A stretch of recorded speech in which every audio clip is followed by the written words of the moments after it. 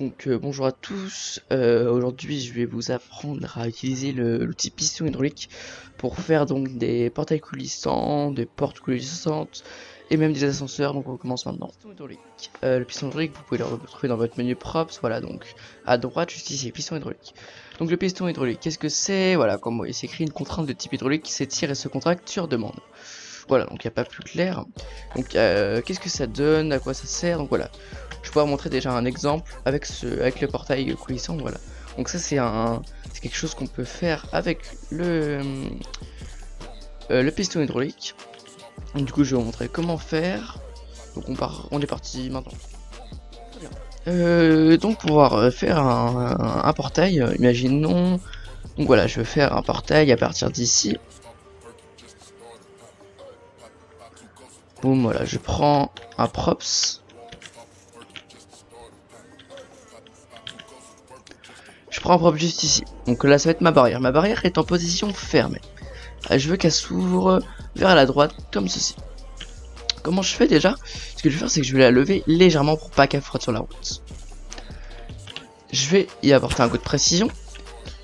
Et donc sur le côté, je vais y ajouter soit un mur, donc un mur qui va se mettre juste ici, soit vraiment une petite barre qui se mettra vraiment juste pour supporter le piston. Donc moi je vais mettre un mur props. Petite voix off, donc là voilà mon logiciel de rec a bugué à ce moment là, vous inquiétez pas, ça va se régler dans la vidéo, pas de soucis. Vers la droite, tout simplement. À quoi sert le prop? Il va servir voilà, à que mon piston soit soutenu quand même par le mur et pas voilà, par la roche tout là-bas. Donc vous allez comprendre. Mon piston, donc voilà, donc là ma barrière je veux qu'elle s'ouvre vers la droite. Donc quand je prends mon piston, vous voyez donc il y a plein de choses. Donc il y a déjà la touche d'alternance. Touche d'alternance, je mets 0, voilà, c'est pratique. Il va y avoir la distance, donc on peut faire moins 1000 jusqu'à 1000. Donc les chiffres négatifs. Les chiffres négatifs, ça va permettre au piston que quand on l'active, il se contracte, il se rétracte. Donc voilà, si on veut que notre piston se rétracte, on va le mettre en valeur négative. Si on veut que notre piston s'étende, on va le mettre en valeur positive. Voilà, donc là, la distance entre mon portail et le mur juste ici, voilà, c'est une distance, on peut pas, il n'y a pas vraiment d'unité pour ça. Mais voilà, donc là je vois à peu près, je mettrai à peu près moins. Je vais mettre moins 200. Moins 200.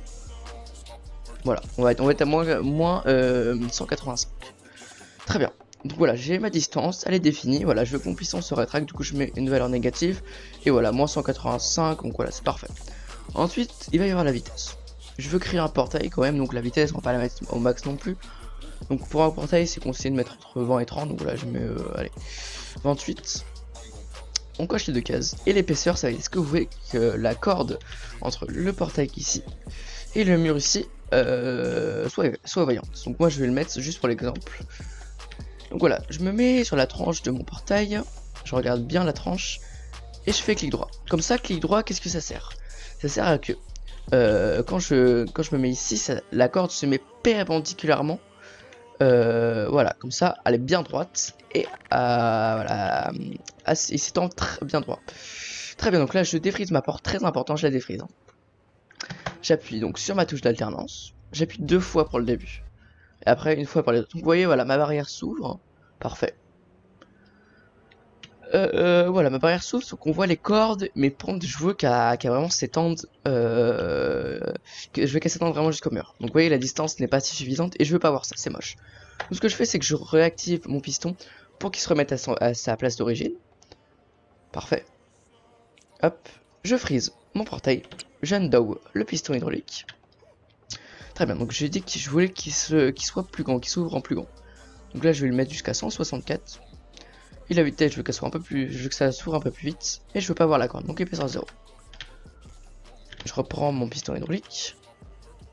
Clic droit. Donc là voilà, là on voit pas la corde parce que j'ai mis épaisseur 0. Je défrise, j'appuie sur ma touche. Et le portail s'ouvre plus vite. On voit pas la corde et il s'ouvre plus loin. Voilà. Donc voilà, voilà ce que ça donne. Donc voilà ce que c'est, ça sert à quoi? j'aurais pu parler.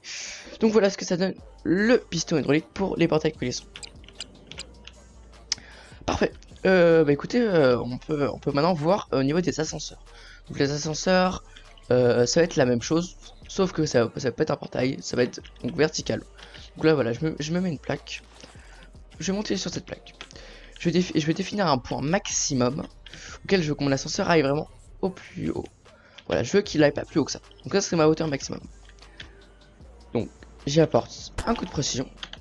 Je prends mon piston hydraulique. Donc là voilà, il est quand même assez haut, donc je vais le mettre à plutôt voilà, moins 500. Parfait.